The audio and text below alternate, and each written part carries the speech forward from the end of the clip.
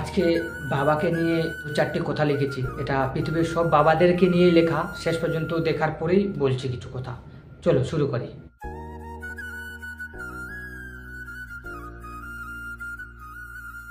সহজ সরল মানুষ তুমি, বাবা তুমি অনেক বোকা। সহজ সরল মানুষ তুমি, বাবা তুমি অনেক বোকা। তোমাকে কতজন ঠকিয়েছে তুমি বলনি তো কাউকে। তুমি থাকো এখন একা। বললাম তো আমার বাবা খুবই বোকা। ঘাম ঝরিয়ে পয়সা কামাতো, মাঝে মাঝে মহাজন দিত না সেই পয়সা। ঘাম ঝরিয়ে পয়সা কামাতো, মাঝে মাঝে মহাজন দিত না সেই পয়সা।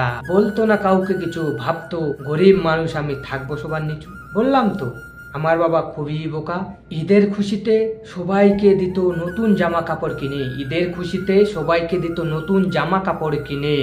বললাম না বাবা আমার বোকা মানুষ, নিজের জন্য নিত না জামা কিনে। ঈদের দিনে সব সন্তানকে দিত বাবার ঘাম জোরানো খরচ। ঈদের দিনে সব সন্তানকে দিত বাবার ঘাম জোরানো খরচ। ঈদের দিনে সব সন্তানকে নিয়ে চলতো পিছু পিছু।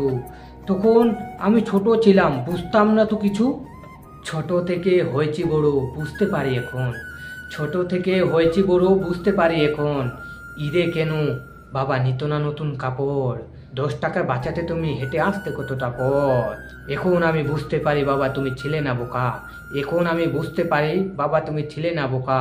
তুমি ছিলে প্রতিটা সময় লড়াই করে বেঁচে থাকার একমাত্র আমার সেই বাবা একা।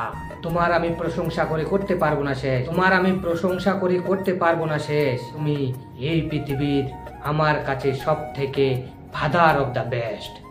বাবাদের নিয়ে কথা বলতে গেলে অনেক কথা, যা শেষ করা যাবে না। মাতা পিতা নিয়ে কথা বলতে গেলে শেষ করা যাবে না। তবে পৃথিবীর সব সন্তানদের কাছেই বলা যে বাবা মাকে খুব ভালোবাসুন এবং তাদেরকে ভালো রাখার চেষ্টা করুন সব সময়ের জন্য। কারণ বাবা মায়ের মতো আপনজন আর কেউ পৃথিবীতে হতে পারে না। আর ওনারা খুবই ভালোবাসেন সন্তানদেরকে। তবে তাদেরকে আঘাত করো না। যদি ভিডিওটা ভালো লাগে তবে একটা লাইক আর একটা শেয়ার বাবার জন্য করতেই পারেন, সেটা আপনার ব্যক্তিগত। ভালো থাকবেন এবং এই কবিতাটা পৃথিবীর সব বাবাদের জন্য এবং সব বাবাই ভালো থাকুক। পৃথিবীর সবারই বাবা, সকলের বাবা ভালো থাকুক।